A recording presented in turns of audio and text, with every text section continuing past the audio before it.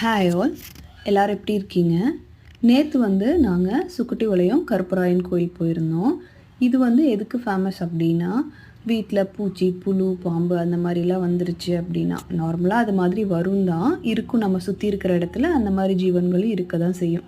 ஆனால் அது கண்ணில் பட்டால் தான் நமக்கு பயமாக இருக்கும். அது கண்ணில் படாமல் இருக்கணும். அப்படியே வந்துருச்சுனாலும் நான் வந்து இங்கே வந்து சேவலை இருக்கிறேன், கோழியாக இருக்கிறேன் அந்த மாதிரி ப்ரேயர் வச்சுக்குவாங்க. முந்தா நேற்று வந்து நம்ம வீட்டுக்கு ஒரு பாம்பு வந்துருச்சு போல்.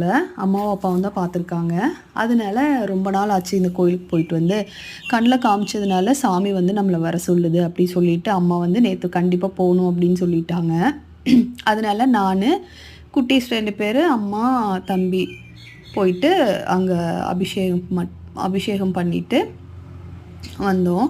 நார்மலாக ஊர் பக்கத்துலலாம் என்ன பண்ணுவாங்க அப்படின்னா, பெரிய பெரிய ஹாஸ்பிட்டலோ இல்லை பெரிய பெரிய கோவிலோ அந்த மாதிரிலாம் போகாமல் இந்த மாதிரி சின்ன சின்ன சிறு தெய்வங்களை தான் வழிபடுவாங்க.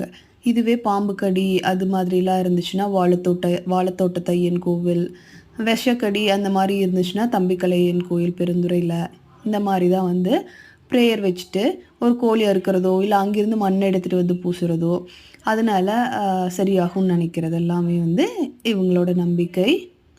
அது சரியாகவும் இருக்கலாம். அதனால் நேற்று போயிட்டு வந்தோம். அங்கே நாங்கள் நேற்று போகிறப்போ ஒருத்தவங்க வந்து அடைசல் போட்டிருந்தாங்க. அங்கே வந்து கோழியும் நேர்ந்து விடுவாங்க, அங்கேயே கொண்டு போய் விட்டுட்டு வந்துடுவாங்க. அது மாதிரியும் நடக்கும். அதனால் நேற்று போய் திவ்யமாக சாமி கும்பிட்டு வந்தோம். அங்கே வந்து கருப்பராயனுக்கு வந்து கூடவே சரக்கு சுருட்டு இந்த மாதிரிலாம் வச்சு கூட பூஜை பண்ணுவாங்க. ரொம்ப சிம்பிளான கோயில் தான். ரொம்ப அமைதியாக சூப்பராக இருந்துச்சு. பாய்.